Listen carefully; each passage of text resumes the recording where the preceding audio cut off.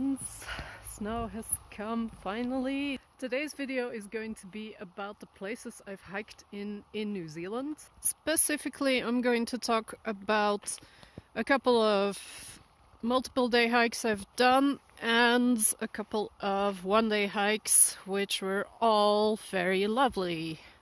Lovely, but in a torture kind of way. I often think when I go hiking is you kind of have to love being in pain.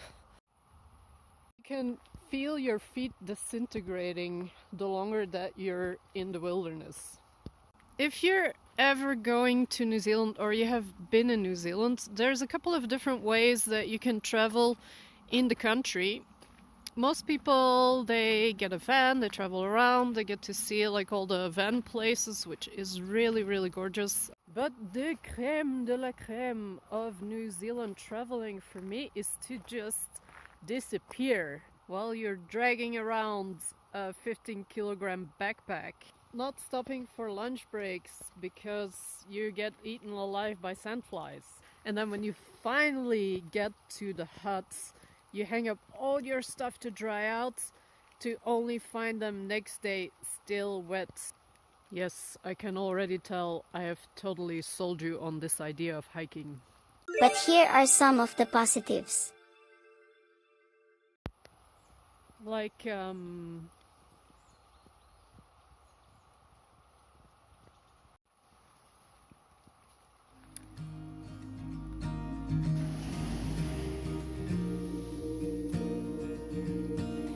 Here we are on our first New Zealand hike, the Abel Tasman Coastal Track. It's one of 10 Great Walks trails. The track is well maintained, with bridges over streams and serviced huts and campsites. Campsite spots are $24 per person. Prepare for fantastic ocean views and barefoot hiking since parts of the trail go over the beaches. Because the track was damaged, we couldn't hike through. So, we decided to hike in and out in 2 days, then drove back to civilization. And I had this lovely dandelion coffee and a delicious pizza. Make sure to stop by in Nelson and go to Melrose House Cafe for a high tea. why do I hike? That's a good question. I've been hiking since I was a little girl, and yes, it has to do with nature, it has to do with getting away, it has to do with finding beautiful places, beautiful views. And I'm a spoiled brat who takes things for granted. When you've hiked for 4 days, you've had wet feet every single day, that you come back into your home and you take your first shower in 5 days. I don't know that many times and places or moments in life where you can feel the same the relief that you have as when you go hiking for a couple of days and you first put on your first pair of dry socks. And my god, dry feet! Heading down the Copland track.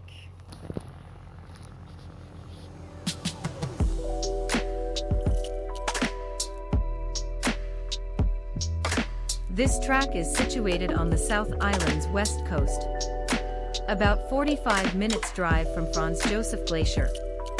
Although the track isn't a great walk, it's popular because of the hot springs you can find at Welcome Flat Hut. Make sure to book the hut in advance, it's $20 per night.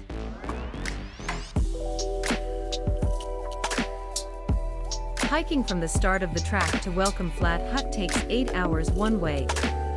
The trail is well developed, although in some places you are hopping between boulders. Soak blissfully after a long day's hike in the hot springs with breathtaking surroundings. So food is a really important thing to pack when you are going hiking. Let's go shopping. Here we are on a grocery haul at the local supermarket. For the past 2 years I have had a lot of stomach problems. I am currently trying to eat as much whole foods as possible, which is tricky when hiking. You have to pack light. This is what I will be taking with me on the hike. Wholemeal pita breads, wholemeal instant noodles, crackers and dip, eggs and a cucumber. So in this next hike, I'm gonna take you on the Milford soundtrack, which is New Zealand's Great Walk. That means it is one of the 7 or 8 Great Walks. I don't know how many there are. They're fairly easy, like the tracks are very well maintained, and they're really popular, especially the Milford track. But I avoided all the crowds by going in the off-season. Going on the Milford track. The greatest of great walks.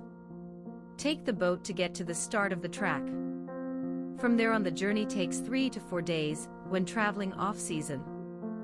There are a few huts along the way which cost outside of the Great Walk season a total of $144 to stay in. Expect dramatic landscapes, jaw-dropping waterfalls, and plenty of rain.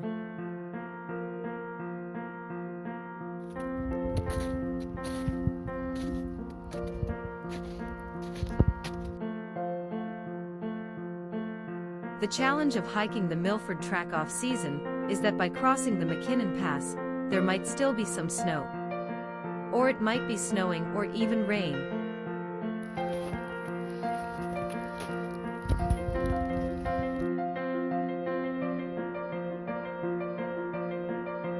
Hiking it off-season means few people, so you submerge yourself in silence as you hike.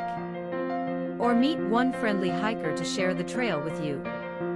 I did both. The first day I hiked alone, and the last 2 days I shared the trail with an Italian walker.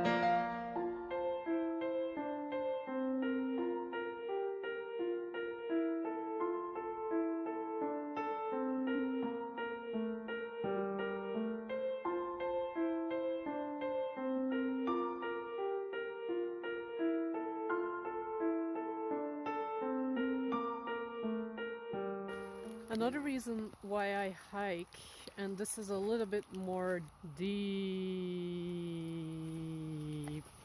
I really need silence.